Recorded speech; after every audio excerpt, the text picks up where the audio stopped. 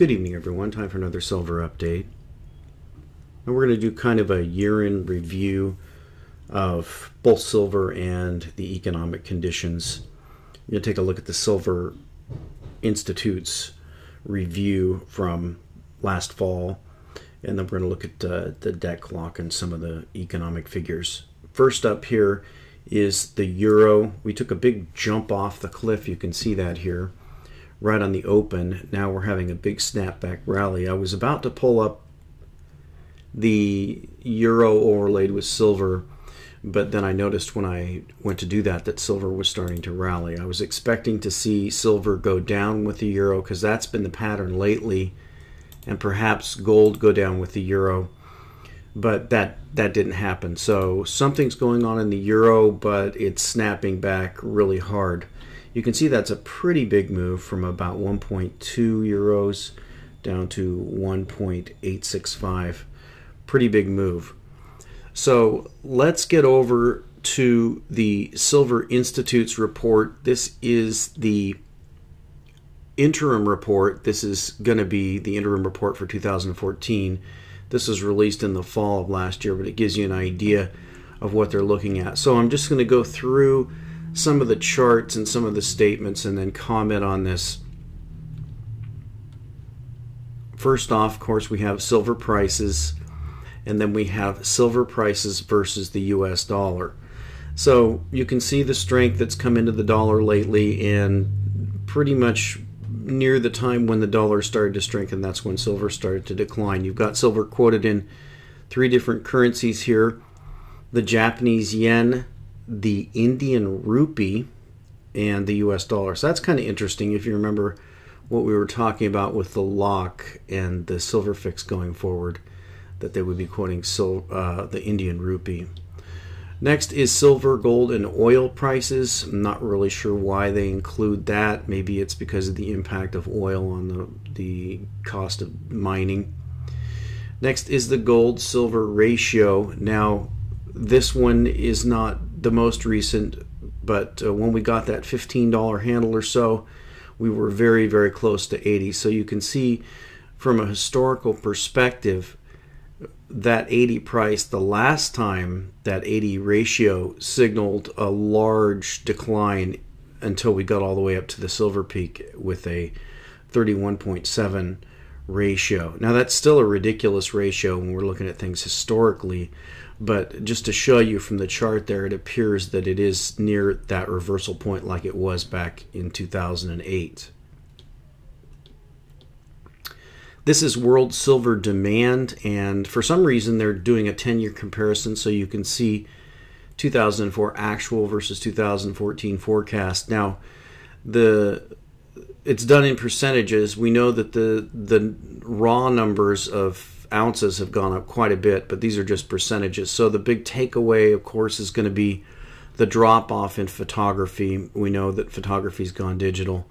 But even though photography has dropped off, industrial fabrication has increased quite a bit. And then, of course, identifiable investment. And that's going to be all investment. And they lump in the coins, the bars, the accounts, and then also the ETFs and all the silver futures and stuff. That's all thrown into one big pile. But you can see that's increased from 7% to 20%, whereas both jewelry and silverware have dropped. Now this is the forecast annual changes, and this is 2014 less 2013. So you can see that 2014 has a big increase in coins and bars. That's to be expected. Pretty much across the board an increase. So that's kind of a strange figure. This is photovoltaic and EO, ethylene oxide, silver demand. This is the solar stuff, and you can see that it's had a decline since 2011, kind of starting to level off. That's a little bit surprising to me, knowing how much China is piling into this. But one thing that came out here when I was looking through these figures is that, especially looking at world silver supply and the largest mines in the world and all these other statistics, there's not a lot of information on China. So I don't really know how much China is in these statistics.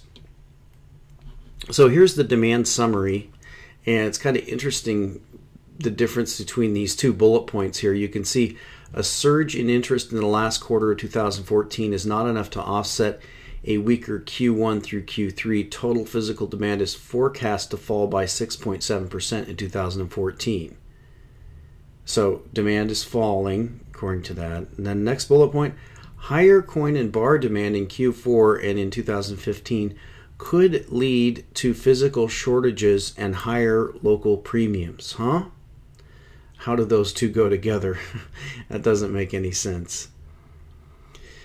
This is mine production, the winners and losers. The darker red and orange, these are the losers, and then the lighter colors in the green, that's going to be the winners. So you can see the US and Australia are going to be the big losers there. I'm not sure what that is, maybe Kazakhstan.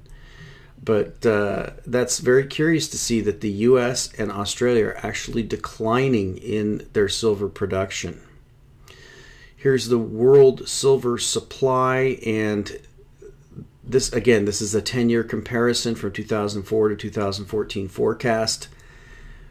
Big takeaway is going to be net government sales. We don't have any more net government sales, and the reason why is the government doesn't have any silver. You can also see that scrap is starting to shrink as a percentage, and I expect this to go way, way, way down as eventually it's not worth it to recycle silver at these prices, and two, I think eventually people are going to wake up and realize that they should just hang on to silver no matter what form it is. So I expect scrap to go down to probably around 5%. Now, if you remember a recent video I did, we had about 100 million ounce deficit in silver for the year, I think it was 2013. So it's not coming from scrap. It's going to have to come from the mines. And as we'll see here, the mines are not expected to increase. How could you expect them to increase their output at these ridiculous prices? I'm going to skip this. This is just a delta hedge position. These are silver ETF holdings, and again, I've pointed out that I don't have a lot of confidence that there's actually the silver there that they say is there. I don't know how these are held compared to each other. Some obviously are more reliable than others. You can see you've got Sprott in here, Central Fund of Canada, but the biggest one, of course, is going to be the iShare. And you can see that one's kind of flatlined really since about 2009.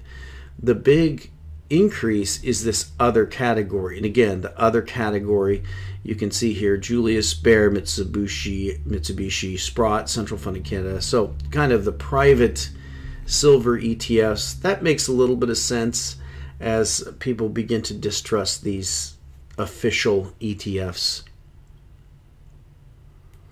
This is surveyed coin sales, not a lot there. World silver identifiable investment volume and value, not a lot there.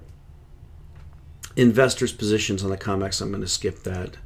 Now this is very interesting. This is the SGE silver premium over discount. Now that's the Shanghai Gold Exchange silver contract, and you can see that as this amount, the red is the inventories, as the amount of inventories has gone from, you can see that high of about 600 in March all the way down to dipping below 100. So that's a good 80% decline, 78, 80% decline in the inventories. You can see it just start to tick up there, but you can also see this very interesting premium all the way up, spiked up all the way up to 15% premium over on the Shanghai Gold Exchange for silver. Now I want to take you over to a chart that shows you the percentage of, not the percentage, but the amount of volume going on over there. This is the SGE weekly silver volumes. This comes from Kus Janssen article, but this is fascinating to me because if you remember, I've covered for the longest time, I've covered how there has just been so much volume coming in on this 15 bottom. It's unprecedented. And again, I'm not sure whether it's contracts or kilos or whatever it is, some other amount. But regardless of how it's all calculated together on NetDania, it's a tremendous amount of volume. And the big question is, who's doing all that volume? Well, here's one of the answers here. You can see how large the increase is. Look at the amount of volume that we had over here on the Shanghai Exchange back in 2009. So just virtually nothing. And now you can see here, these are in metric tons. So you've got nearly 20,000 metric tons a week, 15 to 20,000 metric tons a week. So it looks like China is doing a lot of this volume in silver. And this clearly can't be physical silver. So is China going to get involved in the game of shorting paper silver? Who knows? A lot of people have speculated in the past that it's actually China that's behind the silver suppression, and that's to give them the opportunity to accumulate as much physical as they can before they pull the plug on the whole world financial system and go with gold and silver-backed yuan or renminbi. So that might be the case, but nevertheless, you can see a massive increase in the volume on the Shanghai Gold Exchange.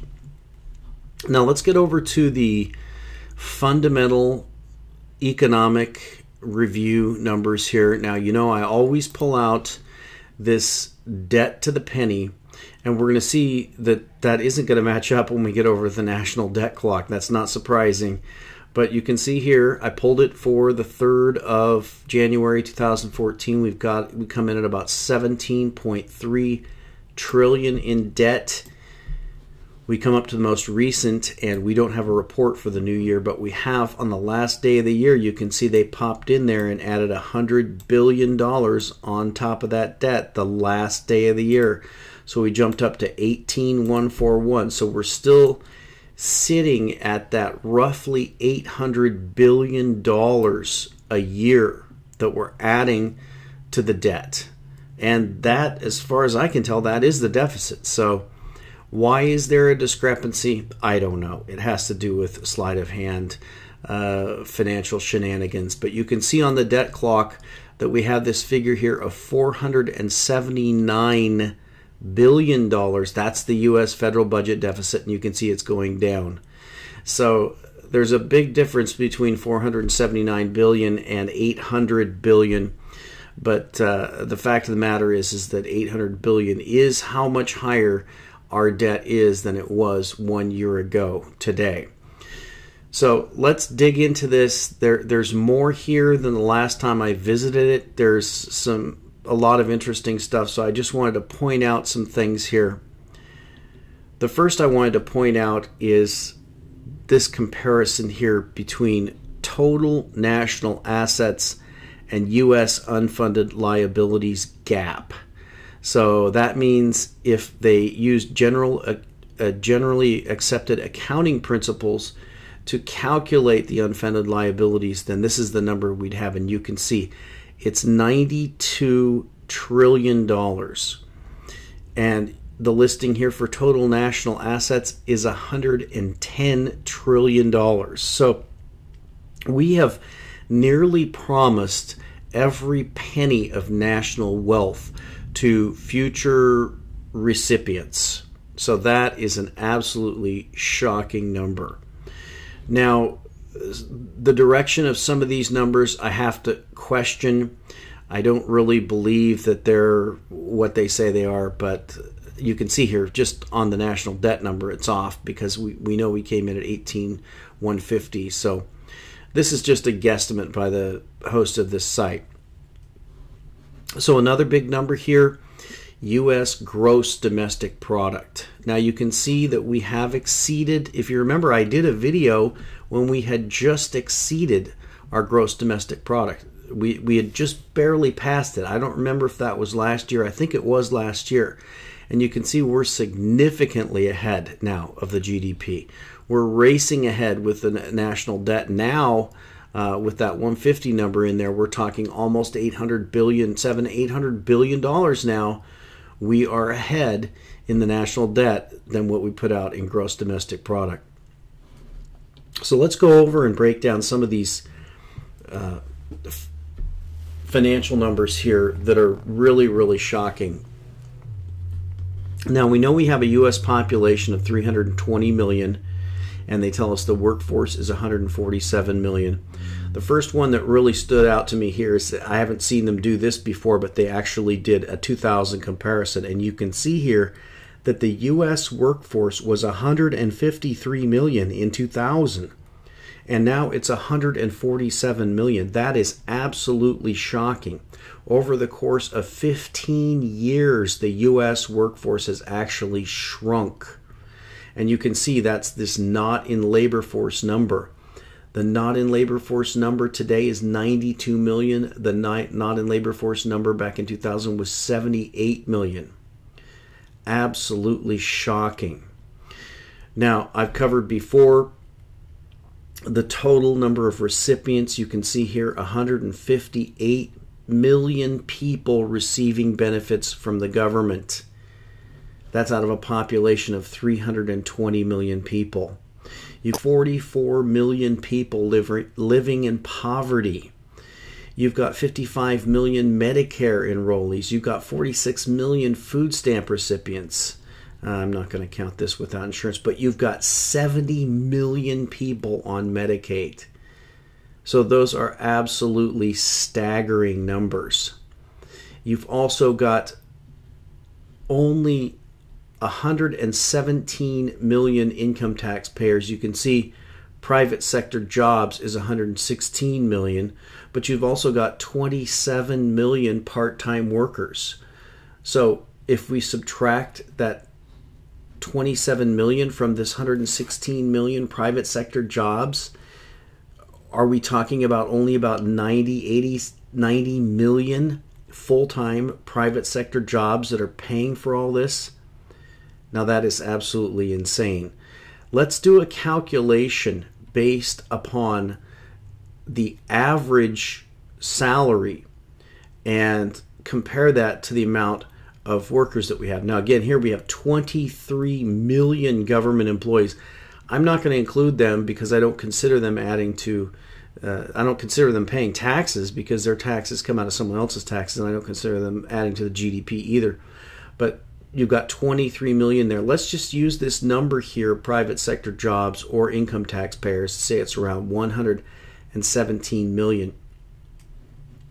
And let's multiply this by the median income, 28,560. Well, when you do the math on that and you multiply this median income times the amount of taxpayers, you get about $3 trillion.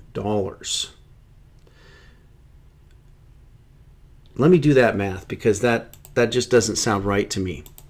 So we have 117 million income taxpayers times 28,500 average salary, medium income.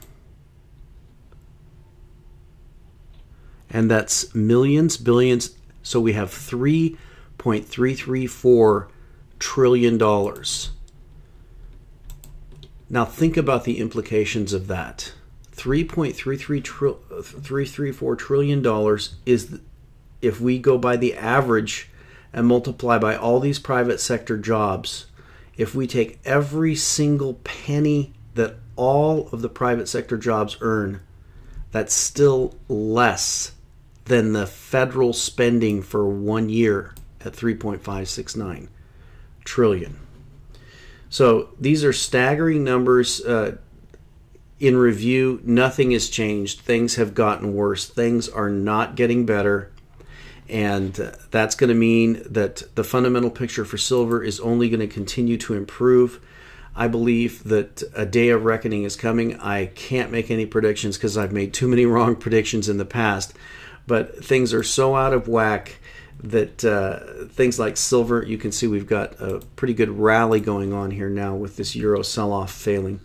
But things like silver that have real value, these are the things that are going to maintain their value as we go through whatever crisis is coming, as these impossible numbers work themselves out and the day of reckoning is at hand. And we'll talk to you next time.